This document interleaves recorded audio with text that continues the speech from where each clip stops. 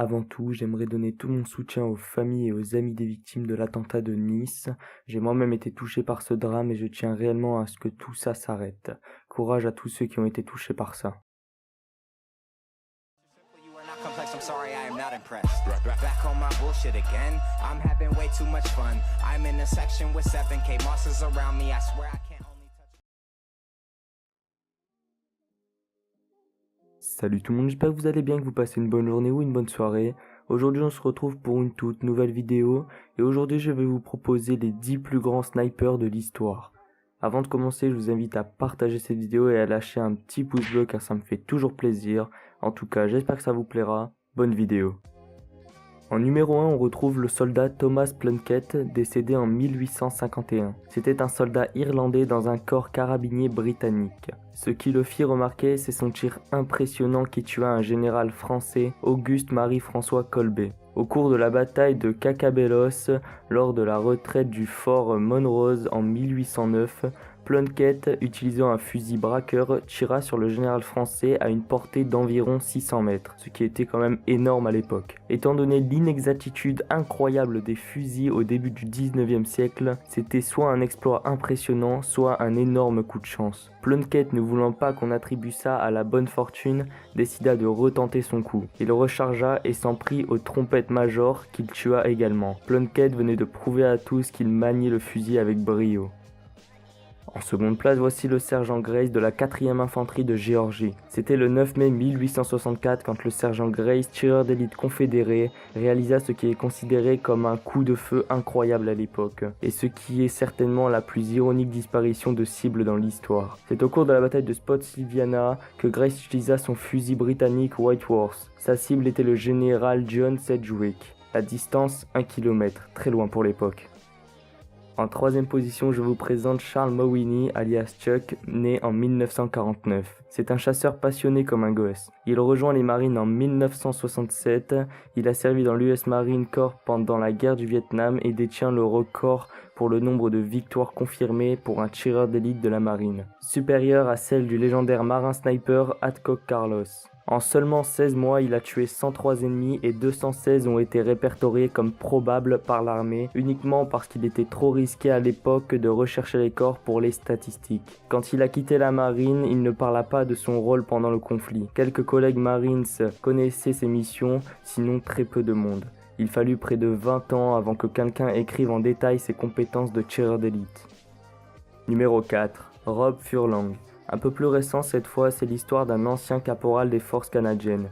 Il détient le record du plus long tir de sniper de l'histoire qui est de 1,51 miles, soit 2430 mètres. C'est la longueur d'environ 26 terrains de football. Cette prouesse a eu lieu en 2002 quand il était impliqué dans l'opération Anaconda. Son équipe se composait de 2 snipers caporaux et 3 caporaux chefs, quand 3 hommes d'Al-Qaïda armés se positionnèrent dans les montagnes. Furlong était armé d'un fusil calibre 50 Macmillan Brothers TAC 50 chargé avec des AMAX, balles à faible traînée. Il tira et rata sa cible. Son deuxième coup frappa le sac de la victime.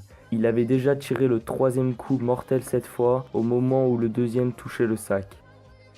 5. Voici Vassili Zaïtsev, désolé si je le dis mal, né en 1915 et mort en 1991. Zaïtsev est probablement le meilleur tireur d'élite connu dans l'histoire grâce au film Stalingrad. Cependant, la vérité ne va pas plus loin que la bataille de Stalingrad. Lui-même a fait 242 victimes confirmées entre octobre 1942 et janvier 1943, mais le nombre réel est probablement plus proche des 500. Il n'avait donc pas de contre-sniper allemand, mais il y avait Erwin Koning. Zaïtsev revendique dans ses mémoires que le duel a eu lieu sur une période de 3 jours dans les ruines de Stalingrad. Les détails sont fragmentaires, mais à la fin des 3 jours, Zaïtsev tuera le sniper et prit son viseur en guise de trophée. Pour lui, ce précieux trophée montre que cette personne qui l'a tué était tout aussi bonne que lui.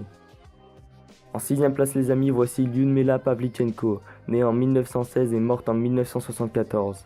En juin 1941, Pavlyuchenko avait 24 ans et l'Allemagne nazie envahissait l'Union soviétique. Elle était parmi les premiers volontaires et a demandé à se joindre à l'infanterie. Elle a été affectée à la 25e division d'infanterie de l'armée rouge. De là, elle est devenue l'une des 2000 femmes tireurs d'élite de la mère patrie. Ses 2 premières victoires ont été faites près de Beliaïevka à l'aide d'un fusil Mosin Nagant à verrou avec un viseur PE4 PowerScope. La première action qu'elle fit fut pendant le conflit d'Odessa. Elle était là pour 2 mois et demi et tua 187 soldats. Quand ils durent changer d'endroit, elle passa les 8 mois suivants au combat à Sébastopol, sur la péninsule de Crimée. Là, elle enregistrera 257 morts et sera citée au Conseil de l'armée du Sud. Numéro 7. Je vous présente le caporal Francis Pegamagabo, né en 1891 et mort en 1952. Il était tireur d'élite et éclaireur. C'était un guerrier d'Ojibwa, se battant avec les Canadiens dans les batailles comme celle du Mont Sorel. Comme si le meurtre de près de 400 Allemands ne suffisait pas, il a également reçu des médailles pour avoir porté des messages à travers le feu nourri de l'ennemi, pour avoir dirigé les secours pendant que son commandant était en état d'incapacité et pour avoir récupéré des munitions alors que son unité était affaiblie. Bien que héros parmi ses compagnons d'armes, il a été presque oublié une fois rentré au Canada. Quoi qu'il en soit, c'était l'un des tireurs d'élite les plus efficaces de la Seconde Guerre mondiale. 8. Voici le soldat Adelbert F. Waldron, né en 1933 et mort en 1995. Un après-midi, il était monté le long du fleuve Mekong sur un bateau Tango quand un sniper ennemi sur la rive d'en face tira en direction du bateau. Alors que tout le monde à bord tentait de trouver l'antagoniste qui tirait de la rive à plus de 900 mètres, le sergent Waldron prit son fusil de sniper et tira sur le Viet Cong situé sur le haut d'un cocotier d'un seul coup. Pour la 9e position, voici Carlos Norman Adcock, né en 1942 et mort en 1999. La science du tir longue distance a porté ses fruits durant la guerre du Vietnam. Le sergent Carlos Adcock, considéré comme l'un des meilleurs tireurs à longue distance, a détenu de 1967 à 2002 le record de la distance avec un coup au but homologué à 2286 mètres. Adcock enregistrera 93 coups au but avant qu'une blessure ne mette fin à son engagement en première ligne. Et pour la dernière place les amis, je vous présente Simo Häyhä, né en 1905 et mort en 2002. Surnommé la mort blanche, c'était un soldat finlandais qui, à l'aide d'un fusil à verrou en fer, a amassé le nombre le plus élevé de victoires confirmées en tant que tireur d'élite dans une guerre. Häyhä était incroyable. Il était essentiellement au même endroit toute la journée dans la neige, tirant sur les Russes pendant 3 mois consécutifs. Quand les généraux russes ont su que c'était un sniper, ils ont décidé de s'en occuper. Premièrement, ils ont envoyé un contre-sniper. Lorsque son corps a été retourné, ils ont décidé d'envoyer une équipe de contre-tireurs d'élite. Quand ils ont vu que cette même équipe ne revenait pas non plus, ils ont décidé d'envoyer un bataillon entier, qui lui aussi n'a pas réussi à trouver le sniper. Finalement, ils ont ordonné un tir d'artillerie, mais en vain. Häyhä était habile, et ce fut salut. Il utilisait un fusil M28 Pistikorva, une variante finlandaise du fusil Mosin Nagant soviétique. Et pour celles et ceux qui sont restés jusqu'à la fin, voici un petit bonus. Vous le connaissez sûrement, ce sniper qui nous a tous émus grâce à son histoire. Je vous parle bien sûr de Chris Kyle, né en 1974 et mort en 2013, abattu par un vétéran affecté du syndrome de stress post-traumatique. C'est le meilleur sniper américain de nos jours. Il a tué 255 personnes, a servi 4 fois en Irak et son record fut de tuer un homme armé d'un lance-roquette à une distance de 1920 mètres. C'est le sniper qui a été interprété par Bradley Cooper dans le film American Sniper.